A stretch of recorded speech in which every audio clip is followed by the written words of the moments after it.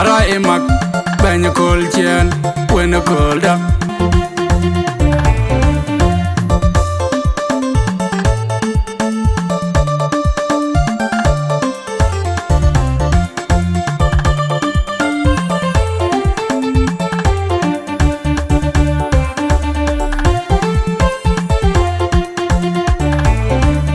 Anja wong aja dang no me tieme gulom dang ya wong dia ma ja pya chai yo jera anda ja wong pol jo kok ton je na ba ya ja pol ber ngenge ko na lian ji jai yo jera anda yang ya bien no mo mo mo le le da ting ya je pe anja wong aja dang no me tieme gulom dang ya wong dia ma ja pya chai yo jera anda ja wong pol jo kok ton je na ba ya ja pol ber ngenge ko na lian ji jai yo jera anda yang ya bien no mo mo le le da ting ya je pe anja wong aja dang no me tieme gulom dang ya wong dia ma ja pya chai yo jera anda ja wong pol jo kok ton je na ba ya ja pol ber ngenge ko na lian ji jai yo jera anda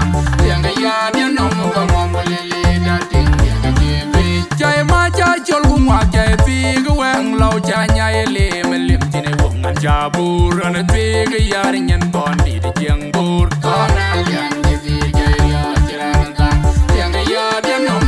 mo le le da ting ya je pe ran bar le ngi ran a lien ting pye jeng yom de ting a lien yan pye chi nyai pi nya na lien ran ye nyan wen ko ran a lien da lian da jam ye ku na tung ku to ga ban ban ai wa ji pyo la yum na panda jin ni cha jo ra ku le ya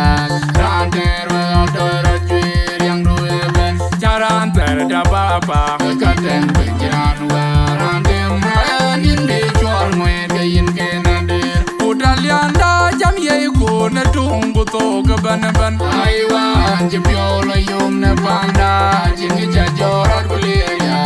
ran ter wa do ra ju yang do e ben charan ter da ba ba ka ten pe jan wa ran dem ma nin de chor moe ga yin ke na de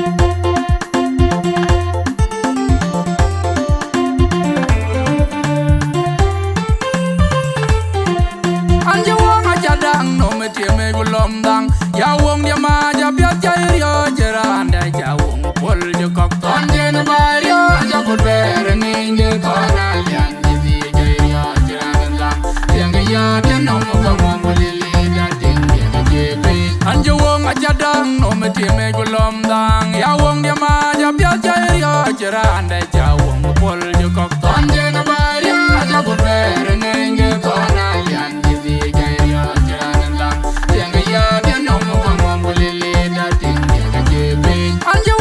dang no me tieme gulom dang ya wong dia ma ja pya chai yo jera anda ja wong pol jo kok ton je na ba ya ja pol ber ngenge ko na lian ji jai yo jera anda